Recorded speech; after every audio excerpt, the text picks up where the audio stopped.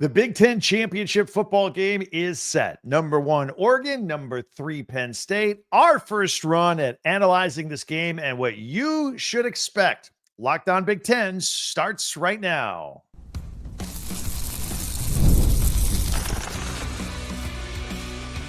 You are Locked On Big Ten, your daily podcast on the Big Ten Conference. Part of the Locked On Podcast Network, your team every day. Welcome to Locked On Big Ten. I'm Craig Sheeman. 40 years as a sports talk show host and play-by-play announcer. I want to thank you for making us your first listen each and every day. We are free and available wherever you get your podcasts and on YouTube, part of the Locked On Podcast Network, your team every day. Today's episode is brought to you by Game Time. And, of course, you can download the Game Time app, create an account, and use the code LOCKEDONCollege for $20 off your first purchase. Oregon and Penn State, it's here. This is the week. Let's talk about it. Plus, we'll take a peek behind the curtain at Ohio State, check in on Ryan Day and his status, and Tuesday tweets. Hang around. There'll be a lot of Michigan stuff, some Indiana stuff. Stick around. It's going to be great. All coming up here on Locked On Big Ten. So, it's finally here. The Big Ten championship football game, Saturday night, 8 o'clock Eastern, 5 o'clock Pacific on CBS. Between number 1, Oregon, the Ducks taking on the number 3, Penn State, Nittany Lions. Can't wait for it. So 8 p.m. Eastern, 5 o'clock Pacific. We are good to go. And we're going live after the game. Remember that. So, from last spring to this summer, and when the Ducks finally formally joined the Big Ten, it seemed like the Ducks were on a collision course with destiny to make the Big Ten championship game in their inaugural season. Very impressive, right? So they lived up to the billing, they lived up to the hype, the pressure, the rankings, all season long, on the way to a perfect 12-0 record for the season, and 9-0 in the Big Ten. Great record. Many of us thought that they would make it to the Big Ten championship game. Many of us thought that their opponent might be Ohio State. And the Buckeyes, they were in the driver's seat to control their own destiny and grab that other spot in the championship game. And that was until Michigan's late fourth quarter field goal smashed their hopes and dreams. And Penn State was sitting right there. They picked up the pieces and slid into that final spot. And that's where they are right now. Truth be told, though, Penn State was always going to be in the mix. They were going to be good this year. And it was just kind of a matter of who was going to be in the final 2 spots of the Big Ten and grab those spots in the Big Ten championship game. And look, Penn State, nice, 11-1 record, 8-1 in the Big Ten. Both of these teams are worthy of being there. Both of these teams are excellent in all 3 phases of the game. Now, Penn State had some trouble early on this year with their kicking game, but they seem to have fixed that problem. It's not a worry anymore. But both teams really jump out at you offensively and defensively, in my opinion. Let's start with the quarterbacks. Of course, with Oregon, quarterback Dylan Gabriel, he's as accurate as they come. And for most of the season, he has been listed as a probable Heisman finalist. And then there's Penn State's Drew Aller, who has always had high expectations. He was good last year. I think they expected a little more out of him. He's been better even this year. And that's under first-year offensive coordinator Andy Kotelnicki. By the way, news on him later on in the podcast. But the Ducks at running back, strong and solid with Jordan James. Quick and powerful. He's rushed for over 1,100 yards and 13 touchdowns. He's their go-to guy in the red zone. Great running back. Great running game for the Oregon Ducks. Penn State has a nice 1-2 punch at running back. They are also equally solid at running back. Nicholas Singleton, Katron Allen. These guys have been a 1-2 Batman and Robin deal for 3 seasons now at Penn State. One area that the Ducks have an advantage over Penn State is at wide receiver. Oregon kind of eased injured wide receiver Tez Johnson back into the lineup this past weekend against Washington, scored a touchdown. So I think people are breathing a sigh of relief. He had been out with the shoulder injury since the Michigan game. At the time, the Ducks, they were all holding their breath, fearing the worst.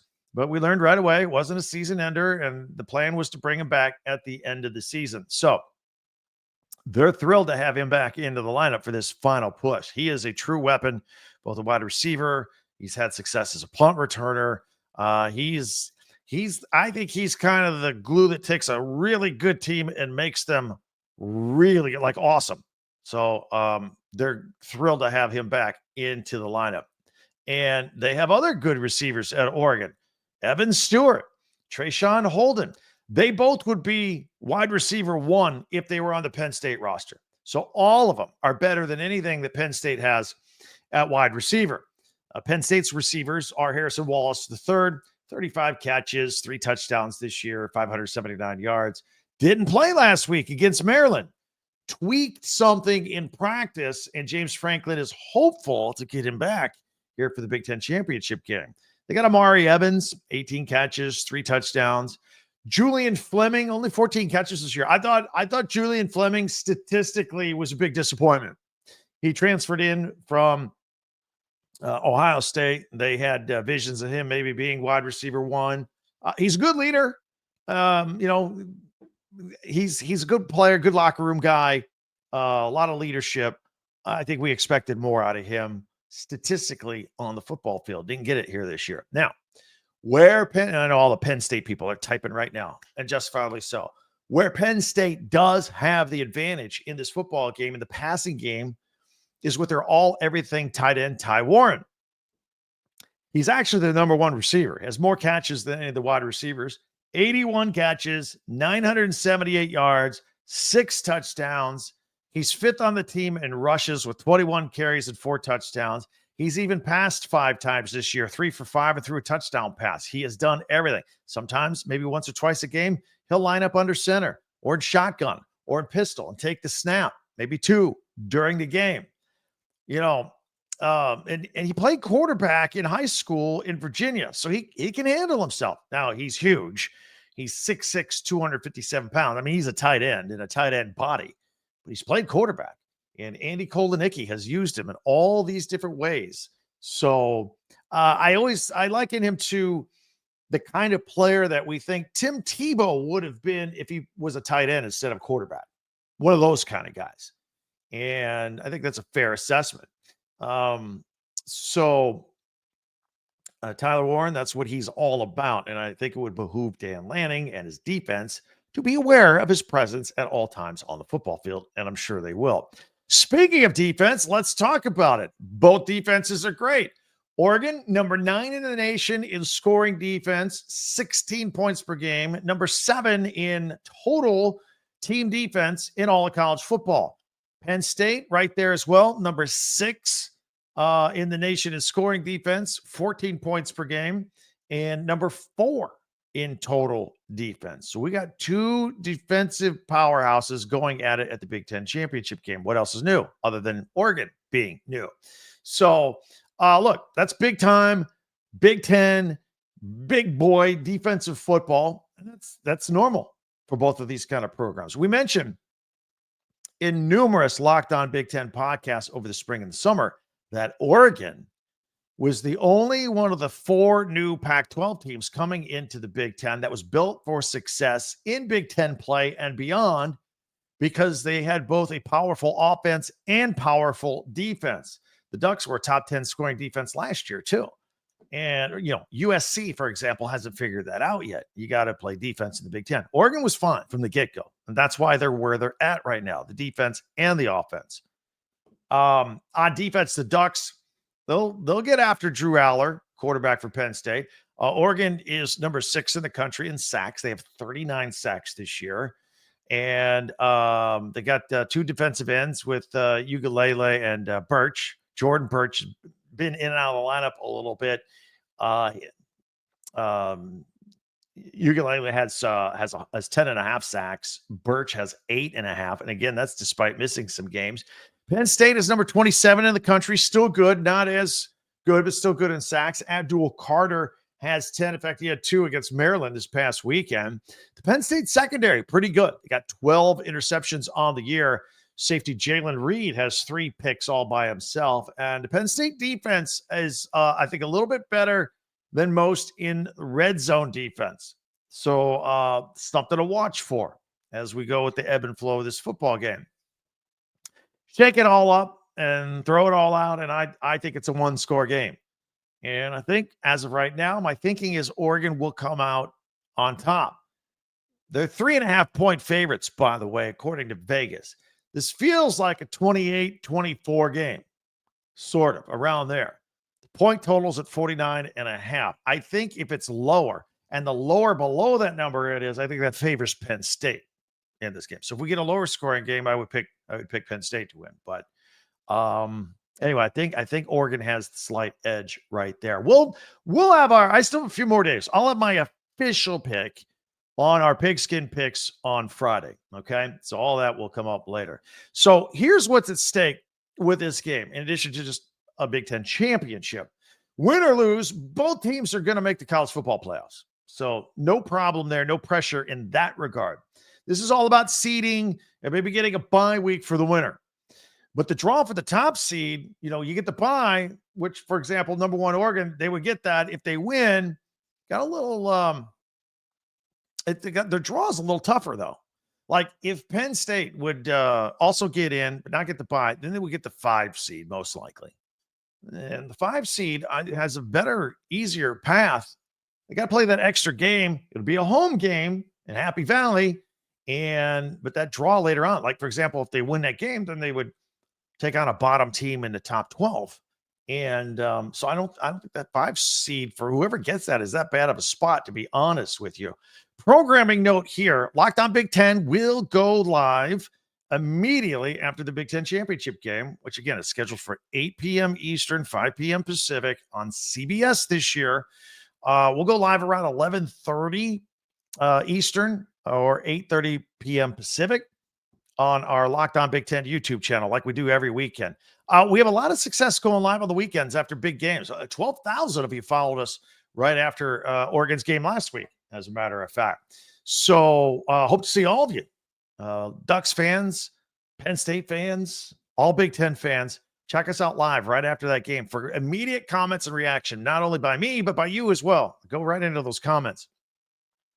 And also don't forget, coming up later on tonight, the college football rankings will come out. It's the next to last batch. Again, Tuesday night. We'll talk about it. We'll break it down in the potential playoff matchups on tomorrow's Locked On Big Ten podcast. Hey, be sure to subscribe. Hit that subscribe button if you don't mind. It's free. It never requires any information from you other than you just click it, and then you and I are in the same loop every day with all Big Ten, all of our podcasts each and every day. You get the latest episode of this podcast as soon as it becomes available each and every day. Also, feel free to share and let your Big Ten friends know we're out here every day. People are still discovering us each and every day. And don't forget our website, talkbig10.com.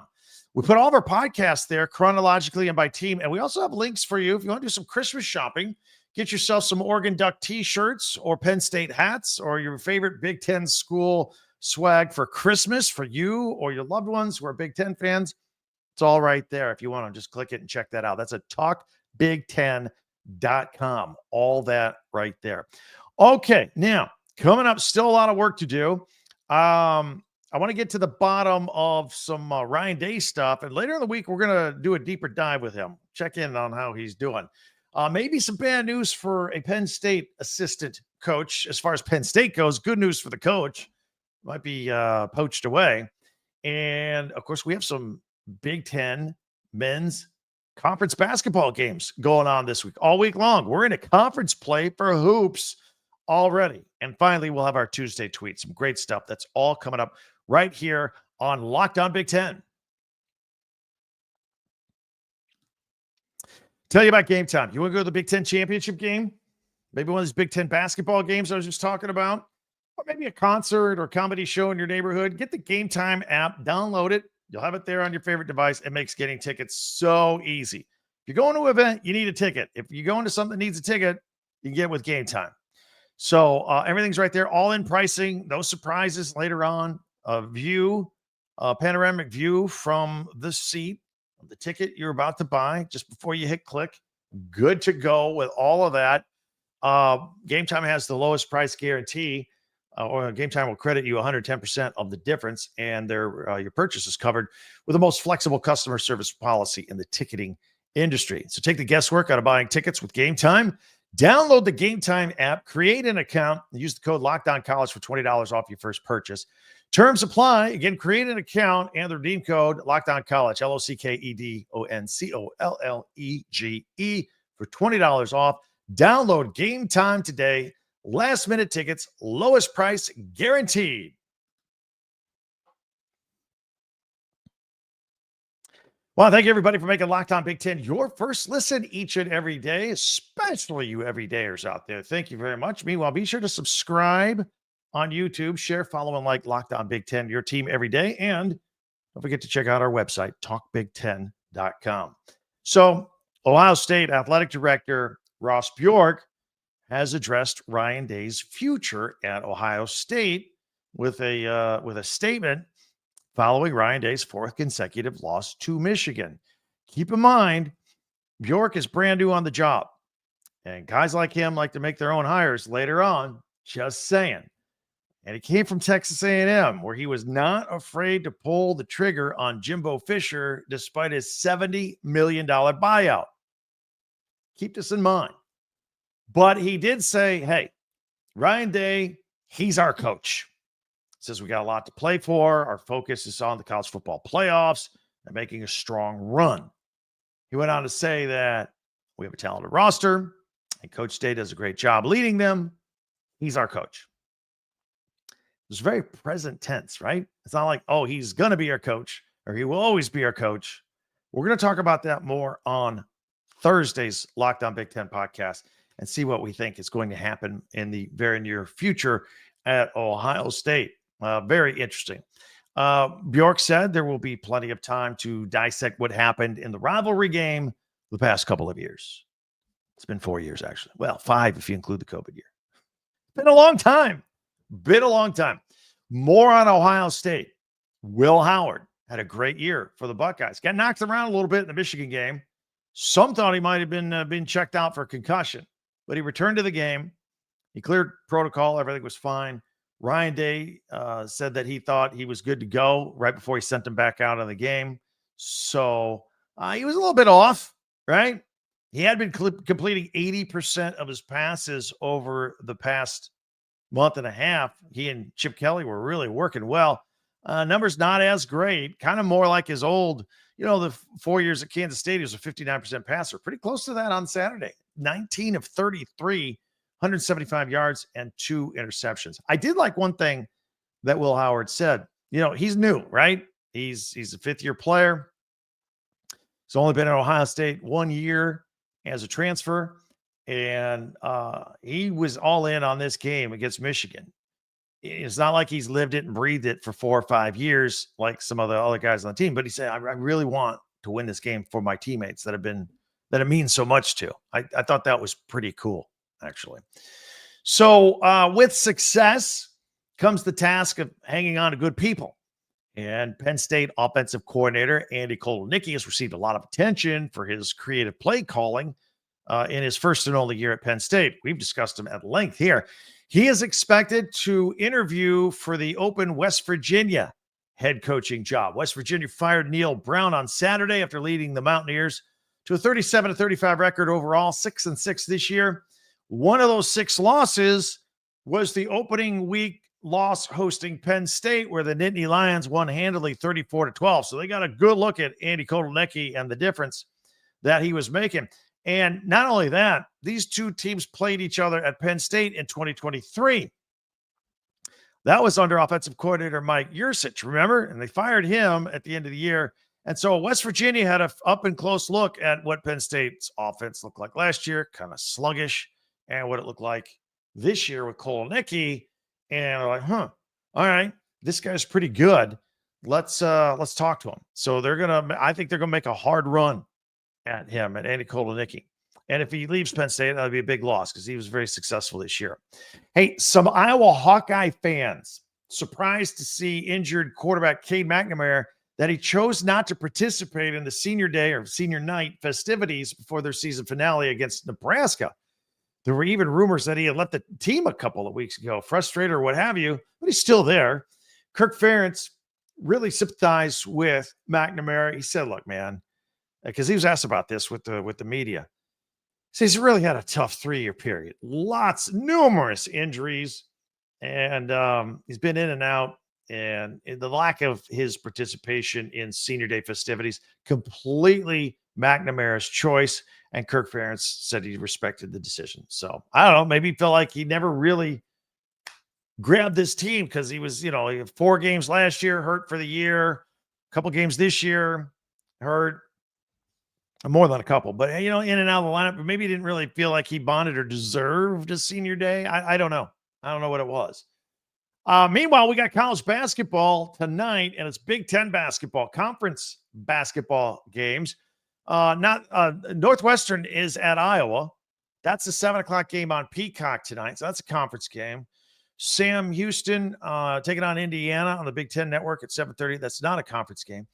6-1 Michigan under Dusty May at 8-0 Wisconsin for a Big Ten conference game. That's at 9 p.m. Eastern on Peacock. And then Washington at UCLA at Pauley Pavilion. That's a Big Ten game now. No longer Pac-12. That is at 10:30 Eastern, 7:30 Pacific. That will be on FS1. We love the college hoops. It's all good. All right, coming up, we got to look at our Tuesday tweets. They're always good. That's next. Hang around right here on Locked On Big Ten. I want to tell you about FanDuel because we all like watching games. It's exciting. We're involved. We're emotionally connected. You can make it even more exciting with FanDuel. Take NFL action, for example. FanDuel, America's #1 sportsbook. Right now, new customers can bet $5 and get $150 in bonus bets if you win. The FanDuel Sportsbook app gives you everything you need to place your bets on the NFL all in one place. So when you get a hunch in the middle of the game, want to do in-game stuff, you can do it right there in the same place where you put your bets, look at some stats, some scores, all that right there. Just visit FanDuel.com and join today. You'll get started with $150 in bonus bets if you win your first $5 bet. That's FanDuel.com. Never waste a hunch and make every moment more with FanDuel, an official sportsbook partner of the NFL. Thursday night football this week, Packers and Lions. Lions go from Thanksgiving Thursday to this Thursday. Lions are 3.5-point favorites. I'm not so sure about that. The Lions got like 6 starters out on defense, and we'll see. We'll see how this game goes. What I will tell you to do is take the over at 51. Lions like to score, and the Packers are going to score because the Lions defense isn't what it was to start the year. Take the over at 51. That's all on FanDuel, FanDuel.com. FanDuel, an official sportsbook partner of the NFL. All right, it's time for one of our favorite segments of the week, yours as well. Tuesday tweets. Don't forget you follow us on Twitter or X at Talk Big Ten. I post stuff from that all the time. I put it here on the podcast. You tweet something funny, cool, colorful, magical, we'll put it on here. So I'm going to go put it in here. If you're audio only, I'm going to go full screen with you. I'll try and describe what we have here. This one is actually from Connor Stallions. It's a picture of him and his buddy watching the Michigan game and Ryan Day in there for the post-game handshake after the loss. He says, "Hi, friends. They said I wasn't allowed in Columbus this year. Just checking in on my buddy Ryan Day. Everything good? Question mark. There's going to be a lot of that kind of stuff here. Here is from at Woodson Whiskey. And Charles Woodson, got a whiskey company. But anyway, here he is sitting next to Urban Meyer. And here are their predictions from the Big Noon on Fox TV show on who wins today. Let's see. Brady took Ohio State. Mark, Ohio State. Matt Leinart, Ohio State. Oh, Charles Woodson, Michigan. Oh, Urban Meyer, Ohio State. They were all wrong except Charles. Although Charles had an inflated score there, 30-27. He thought Michigan would score 30? 13-10 was the final, boys and girls. All right, let's see what else we got here. This is from at Michigan Football. It is a Michigan Nutcracker with a big block W behind them for the win and a bunch of broken Buckeyes. Nutcracker. This is just the season. Merry Christmas. Here's a scene from The Office with the Michigan hats superimposed. And, of course, it's from college football on Fox. It has now been 1,827 days since Michigan lost to Ohio State. That countdown continues. That's going to get over 2,000 before we get to next year, and that's the last 4 games, plus they didn't play in 2020 due to COVID. Been a minute. It's been a minute. This is cool from at IU Hoosiers. It is an overhead shot of, or a high shot on top of the press box of Indiana's Memorial Stadium under the lights Saturday night against Purdue with the snow coming down. It says a Hoosier snow globe. That was cool. 66-0 to go to 11-1. Here's another one from at the Mop Lady. This is a montage of scenes from Indiana University. Always imagined what it felt like to be a football school, and now we know. Yes, we do. Here's another one from at PFF College Football. Indiana quarterback Curtis Rourke versus Purdue. Picture of him, by the way. He threw for 349 yards, 6 touchdowns, and no interceptions. That's pretty good.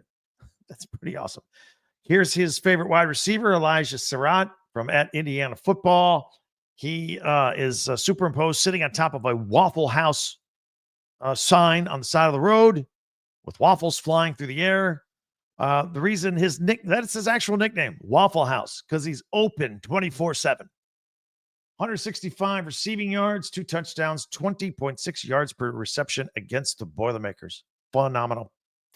Here's from Ben Scott Stevens. It says, hey, babe, wake up. Indiana's one of 6 teams with a 99% chance or better to make the college football playoff. Notre Dame and Texas and Oregon have the best at 100%. Penn State, 99.7% chance. Georgia, 99.4%. Indiana, 99.1%. Where is Ohio State? Got to be in the upper 90s, right? Meanwhile, here is at College Football on Fox. There's a week AP, a week 15 AP Top 25 poll dropped. Did they get it right?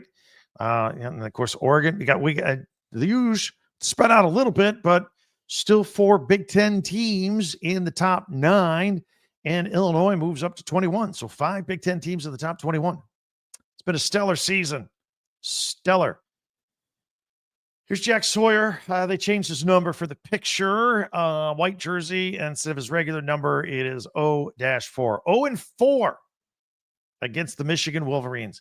Nobody on the Ohio State roster has ever beaten Michigan. This is from at Detroit Joker on Twitter. Here we go from at U of M coverage. Who's your daddy? It's got a picture of a kid over his dad on his shoulders. Ryan Day is the kid. His face is superimposed. Sherrone Moore is the daddy. Who's your daddy? He owns him. They had the same picture last year with Jim Harbaugh with Ryan Day on his shoulder. Just took out Jim Harbaugh's head and put Sherrone Moore's head there. And here's from at Swanky Wolverine. You know, we weren't getting through this weekend without hearing from Swanky. It's a picture of a tombstone. It's a picture of it's got 2021, 2022, 23, 2024, and mostly buried Buckeye. Brutus the Buckeye mascot, Sherrone Moore, and some Michigan players doing the peace sign over the gravesite. There you have that. And here is from Jeff Rab Johns, who covers the Hoosiers. Big Ten regular season final standings. In Kurt Cignetti's first year, Indiana finished tied for second with Penn State after being picked to finish next to last in the preseason. It was supposed to be Indiana and Purdue at the bottom. And here we are, Indiana tied for second. The first 2 tiebreakers between Indiana and Purdue, and Indiana and Penn State, did not solve the issue. The third one didn't apply. They had to go to like the 4th tiebreaker in order to get Penn State ahead of Indiana and playing the Big Ten championship. That's how close Indiana was playing into the Big Ten championship game with Oregon. And here's a shout out from at Barstool, Iowa. Caleb Johnson in uniform, looking at the Iowa crowd. And says Caleb Johnson has declared for the NFL draft. Thank you for everything, Caleb. Go be great. He was great. He was absolutely great. And he'll do very well. Good, tough, strong runner. He'll do well in the NFL. No question about it.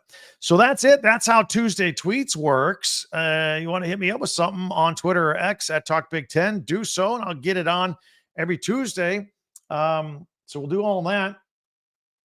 Plus, there are other ways for you to interact with this podcast. Don't forget YouTube, your comments, I would love to see as many comments on YouTube right now between Penn State fans and Oregon fans. Let's do the Go Ducks, and let's do it. Get it going back and forth all week long. Love it.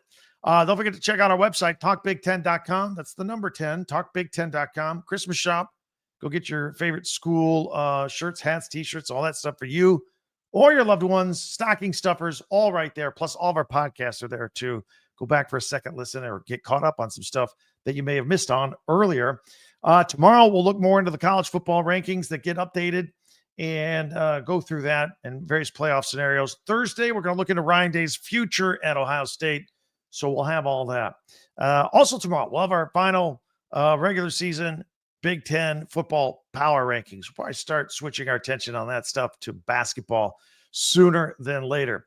And before you go, if you could subscribe, just free, click the button, and then that helps us. And you and I are on the same page every day. Subscribe and follow this podcast right now on your favorite podcast app, and to get the latest episode of Lockdown Big Ten as soon as it becomes available each and every day. Thanks for checking us out. It's a big week. It's championship week. Thanks for spending some time with us here today. Can't wait till we talk again tomorrow. For Lockdown Big Ten, I'm Craig Sheeman. See you next time.